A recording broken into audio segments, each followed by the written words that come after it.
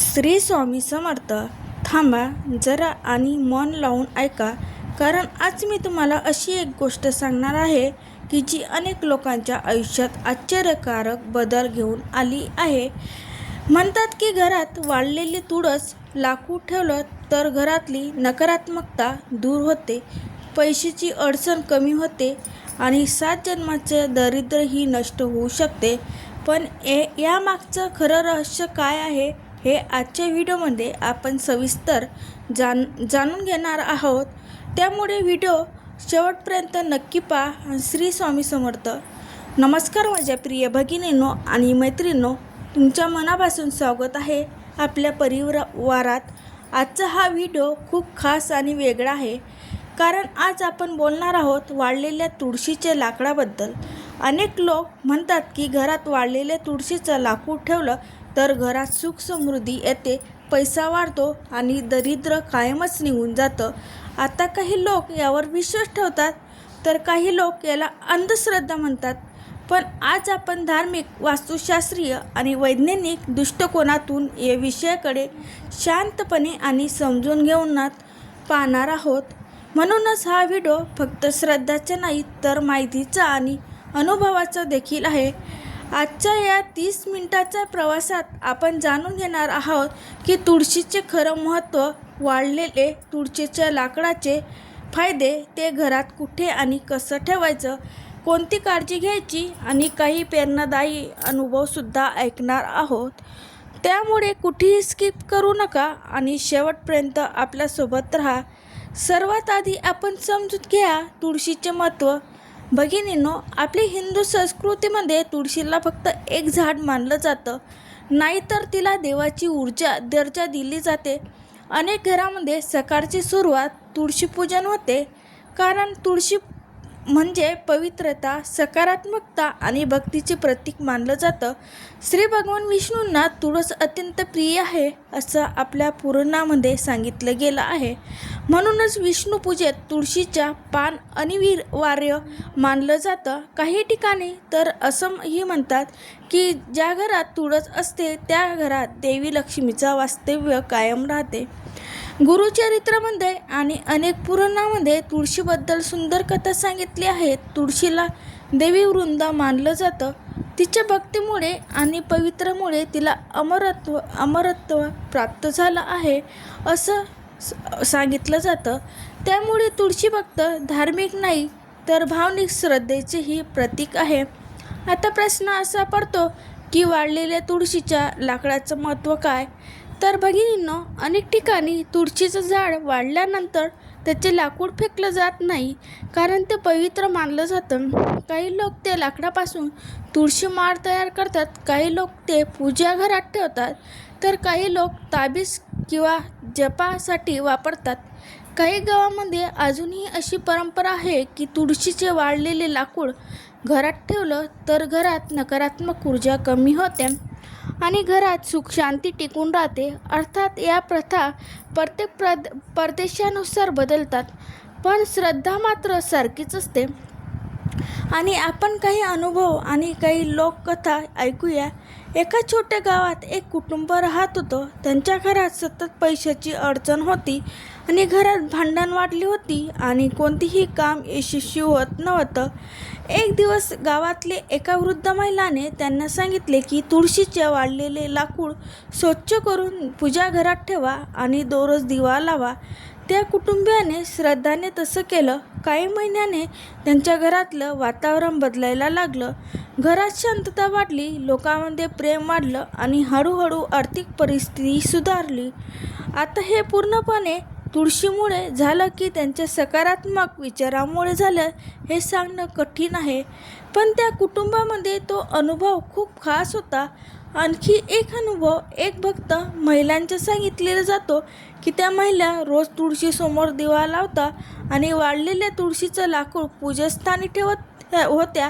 त्या म्हणायच्या की त्यामुळे त्यांच्या मनाला शांतता मिळायची, घरात सतत आनंदाचं वातावरण राहायचं आणि कुटुंबातील नातेसंबंधी सुधारले. मात्र इथे एक गोष्ट लक्षात घेणे खूप गरजेचं आहे. भगिनींनो, प्रत्येकाची परिस्थिती वेगळी असते. एखाद्याला आलेला अनुभव प्रत्येकाला तसाच येईल असं नाही. त्यामुळे अशी कथा प्रेरणादायी म्हणून ऐका, पण अंधविश्वास करू नका. आता आपण वास्तुशास्त्राच्या दृष्टीने पाहूया. वास्तुशास्त्रात तुळशीला अत्यंत शुभ मानलं जातं, कारण तुळस सकारात्मक ऊर्जा निर्माण करते असं मानलं जातं. अनेक वास्तू तज्ज्ञांच्या मते आज घरात ईशान्य दिशेला म्हणजे उत्तर पूर्व कोपऱ्यात तुळशीचे स्थान शुभ असतं. जर वाळलेलं तुळस लाकड ठेवायचं असेल तर ते पूजा घरात किंवा मुख्य दरवाजाजवळ स्वच्छ ठिकाणी ठेवावं असं सांगितलं जातं, कारण अशा ठिकाणी सकारात्मक ऊर्जा टिकून राहते. अशी मान्यता आहे की एक गोष्ट नेहमी लक्षात ठेवा की पूजाघर नेहमी स्वच्छ आणि प्रकाशमान असावं, कारण अस्वच्छ ठिकाणी कोणतीही सकारात्मक भावना टिकत नाही. काही लोक सांगतात की तुळशीचे लाकूड दक्षिण दिशेला ठेवू नये, कारण ती दिशा जड ऊर्जेशी संबंधित मानली जाते. पण हे प्रत्येक घराच्या रचनेनुसार बदलू शकते. त्यामुळे जर मोठे वास्तुदोष असतील तर अनुभव वास्तु तज्ज्ञाचा सल्ला घेणे योग्य ठरेल. आता थोडं वैज्ञानिक दृष्टिकोनातून समजून घेऊया. तुळस ही औषधी वनस्पती आहे. हे आपण सगळेच जाणतो की तुळशी अँटीबॅक्टेरियल आणि अँटीऑक्सिडेंट गुणधर्म असतात. त्यामुळे तुळशीचा वापर आयुर्वेदात मोठ्या प्रमाणात केला जातो. काही संशोधनांमध्ये असं दिसून आलं आहे की तुळशीचा सुगंध मन शांत करण्यास मदत करू शकतो. त्यामुळे पूजा आणि ध्यान करताना तुळशीचे महत्त्व अधिक वाटतं. मात्र वाळलेले तुळस लाकडामुळे थेट पैसा येतो किंवा करोडपती होतो यांचा कोणतीही वैज्ञानिक पुरावा उपलब्ध नाही. ही गोष्ट समजून घेणे खूप महत्त्वाचं आहे. पण इथे एक वेगळी गोष्ट घडते की जेव्हा एखादी व्यक्ती श्रद्धेने नियमित पूजा करते, सकारात्मक विचार ठेवते आणि मन शांत ठेवते, तेव्हा तिची जीवनशैली बदलू लागते. ती अधिक संयमी आणि मेहनती बनते आणि त्यामुळे संधी वाढू शकतात. म्हणूनच काही वेळा लोकांना वाटते की त्यांच्या आयुष्यात तुळशीमुळे बदल झाला. प्रत्यक्ष श्रद्धा, सकारात्मकता आणि नियमित सवय यांचा एकत्रित परिणाम असू शकतो. आता जाणून घेऊया वाळलेले तुळसाचे लाकूड घरात कसं ठेवायचं. सर्वात आधी तुम्हाला स्वच्छ आणि नीट वाळलेले तुळशीचे लाकूड घ्यायचं आणि शक्यतो ते मंदिरातून किंवा विश्वासार्ह ठिकाणातून घ्या. यानंतर एक स्वच्छ लाल किंवा पिवळा कपडा घ्या आणि पूजास्थान स्वच्छ करा. त्या कपड्यावर तुळशीचे लाकूड ठेवा आणि मनात शुभ भावना ठेवा. तुम्ही इच्छानुसार छोटा दिवा लावू शकता किंवा अगरबत्ती दाखवू शकतात. काही लोक यावेळी ओम नमो भगवते वासुदेवाय नमः हा मंत्र म्हणतात. त्यामुळे मनाला शांतता मिळते. दररोज सकाळी आणि संध्याकाळी तिथे दिवा लावा आणि काही मिनिटं शांतपणे प्रार्थना करा. 5-6 दिवसांनी तुळशीचे लाकूड स्वच्छ कोरड्या कपड्याने पुसा.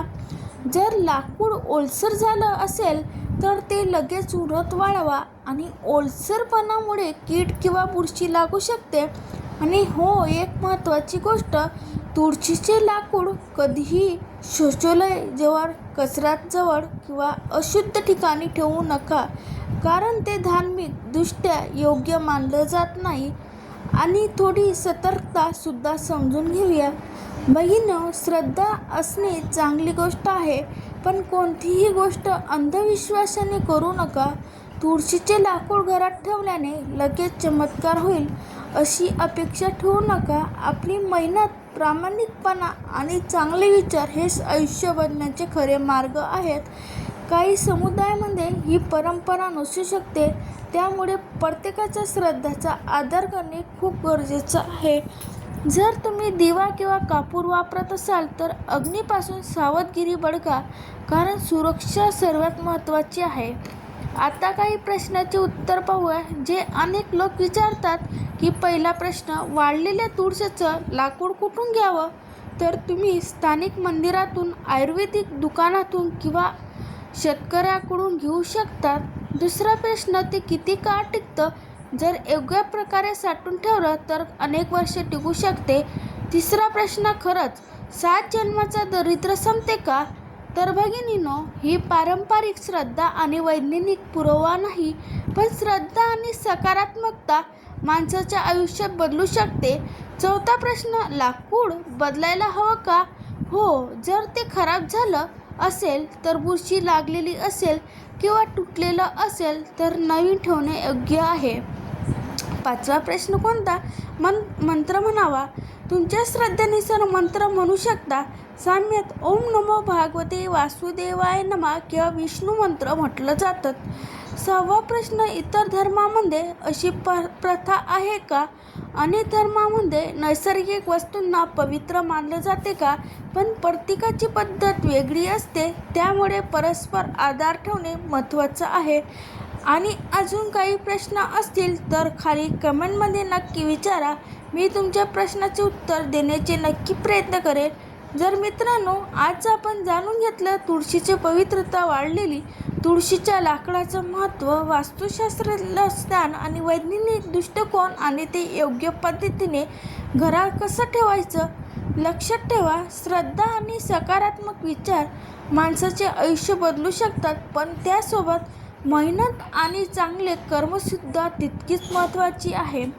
जर हा व्हिडिओ तुम्हाला आवडला असेल तर व्हिडिओला लाईक करा, आपल्या चॅनेलला सबस्क्राईब करा आणि आपल्या मित्रमैत्रिणींना नक्की शेअर करा. आणि कमेंटमध्ये मला नक्की सांगा, तुम्ही कधी तुळशीचे वाळलेले लाकूड घरात ठेवले आहे का आणि तुम्हाला काय अनुभव आला. पुढच्या व्हिडिओमध्ये तुम्हाला कोणते धार्मिक किंवा वास्तू विषयावर माहिती हवी आहे ते सुद्धा लिहा. धन्यवाद मित्रांनो. श्री स्वामी समर्थ.